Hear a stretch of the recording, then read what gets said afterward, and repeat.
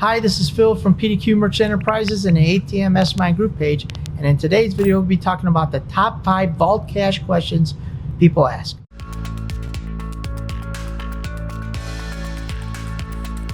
Always remember, here at PDQ Merchant Enterprises and the ATM Mastermind group page, we buy your freedom back one transaction at a time. Don't forget to register down below for our masterclass that teaches you from A to Z how to be successful in the ATM business. So without further ado, the top 5 Vault Cash questions that people ask and you should know. Question number 1, what's a Vault Casher? So a Vault Casher is somebody who usually doesn't own the ATM. More than likely they don't own the ATM, and they take their money and they put it into somebody else's ATM. Now, that company is paid a commission, and the person who owns the ATM pays the other person a commission. So what happens is, let's say PDQ owns the ATM. We have an ATM in a different state. We can't physically vault cash it, so we either hire an armored car service to put the money in and we pay the armored car service, or we hire somebody else, another company, that they put their money in and they service that ATM. Now, why would you go with a vault casher versus an armored car service? Most of the time you're going to do that. It's a little bit cheaper to get a vault casher and a little bit better service quality. Because on armored car service, they're just putting in the money, and then every time if there's a service issue, what happens is the merchant would call us, we would call the armored car service, and they would get out there. But most of the time they don't get out there the same day. It's maybe next day or 2 days.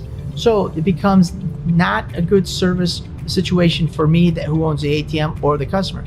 So what we do is we go out and we hire a vault casher, and that vault casher will now pretend like it's their ATMs, and they will provide great service, and they will put their own money in. Point number 2, how do I become a vault casher?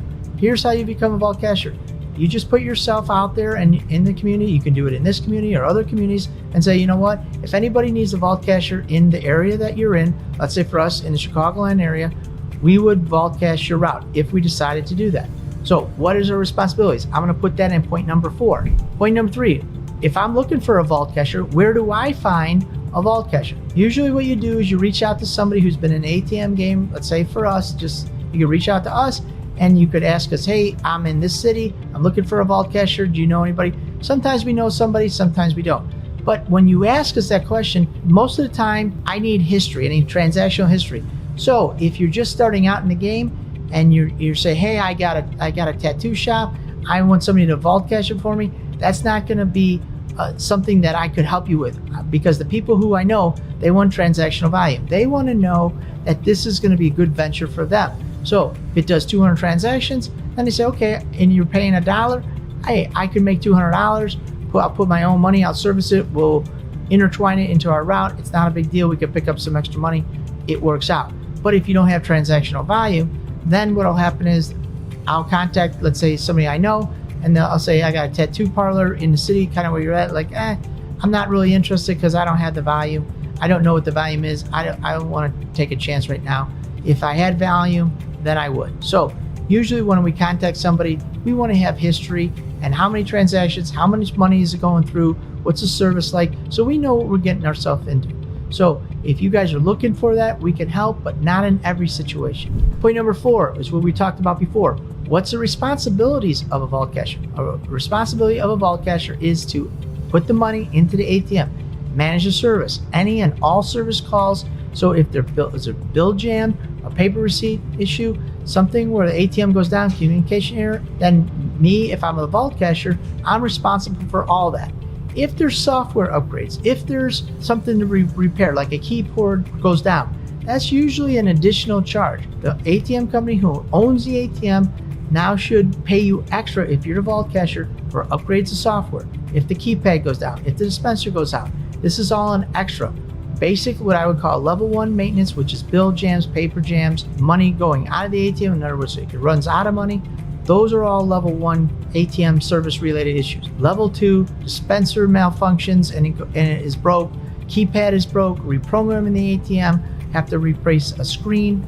That's all level 2. That shouldn't be an additional to your vault cash agreement. You should have a vault cash agreement. We have one in our masterclass in case you guys want that, but you should always have an agreement if you're either the vaulter or you're person vault cashing it, you should have an agreement that specifically states what your responsibilities are and what the person who owns the ATM, what they think that you should be doing. So you guys all have it. It's all documented in black and white. That way you guys don't have an argument and say, forget you, I'm out of here. So you guys got to keep your vault cashers in line, and they got to keep you in line. Also in that agreement, you should put in, if you own the ATM, hey, what's the level of service? How many minutes are you going to respond to service call? Is it going to be an hour, 4 hours, 12 hours, next day, 2 days, 48 hours? That's a very important thing to put in. Other thing that's real important is what's the amount of money that they're going to put in. They have to have a minimum threshold. I've said it before. We had a vaulter, and you know what? They just put in $500 at a time. When that money ran out, they didn't come in until they were in the neighborhood again and put another $500. So they came twice a week, put $500. The other 3 days, 4 days, sometimes our ATM was down. We didn't make a lot of money. We ended up getting rid of that vault casher. We got a new vault casher, and then we started making money in that location. And the vaulter said, oh, you don't know what you're talking about. That's to us. You know what? I put plenty of money in there. They don't put plenty of money in. They only put $500 in. So the ATM was constantly out. So don't let that happen to you. Make sure that you clearly define what their responsibilities are. If you're hiring somebody and if you're the one being hired, make sure you clearly define what your responsibilities are so you can get paid in a timely fashion. And point number 5, how do I manage being a vault casher for somebody else and I run my own route? So very simple. You're just going to pretend that vault cash or that location is just like yours. So all you're going to do is you're going to put your own money into that. You're going to reconcile that cash. You're going to make sure that money goes into your account every day, every month. And you're going to have to perform reconciliations on that just to make sure that vault casher, which will have access to moving your money at any time, doesn't do so by the click of a mouse. Because after all, that's your money. So you want to constantly reconcile between all your ATMs and that ATM to make sure that you're getting your money back just like you're putting the money in. So you just got to remember to reconcile your ATM, and that's the easiest way to do it when you become a vault casher. And you also treat the service, at least we treated it just like our route. So you know what, I treated it, I didn't really know how to separate it any other way than to manage it just like we were going to manage our route, which meant, hey, you know what, the software needed to be upgraded. Tell the ATM owner, hey, the software needs to be upgraded. Hey, you know what, this keypad's going out, we need a new replacement. Hey, the dispenser's running amok, we need to get a new dispenser in there. So those kind of situations, just like it was my route, I informed the person who owned the ATM when we did this, that you know what, these things needed to be handled.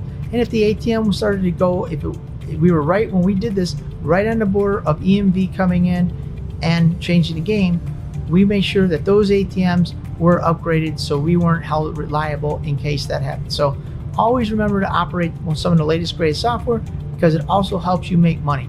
At the end of the day, what you're trying to do is maximize the amount of money that you earn. And so to do that, you got to make sure that the ATM is functioning with a great dispenser and you have the latest software on it. So hope those tips are helpful. And you know what, don't forget to register down below for our masterclass that'll teach you from A to Z how to be successful in the ATM business. Thank you guys very much.